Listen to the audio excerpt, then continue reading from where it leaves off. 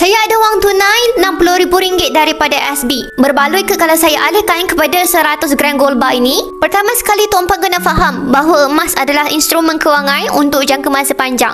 Sebab emas ni aset kalis inflasi.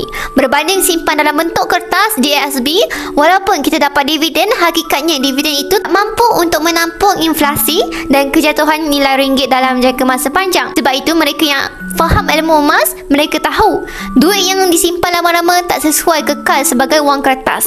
Apa yang mereka buat? Mereka akan alihkan sebahagian duit ASB dan tukarkan kepada emas, dan jika duit itu memang untuk long term. Dan tuan-puan kena jelas satu perkara lagi, kalau duit itu nak digunakan dalam masa terdekat, setahun, 2 tahun untuk tujuan kecemasan, memang emas tak sesuai.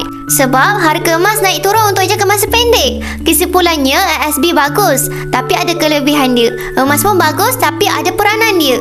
Cara yang paling mudah untuk kita faham, short term investment tuan-puan simpan di ASB, untuk long term investment tuan-puan alihkan kepada emas. Jadi kalau RM60,000 tu memang untuk simpanan jangka panjang, saya sangat syorkan tuan-puan tukarkan kepada 100 gram emas 999 untuk maksimumkan keuntungan masa depan. Dapat sesuatu? Jika tuan-puan berminat nak alihkan sebahagian simpanan kepada bentuk emas, boleh tekan link di bio saya akan bantu tuan-puan sebaiknya.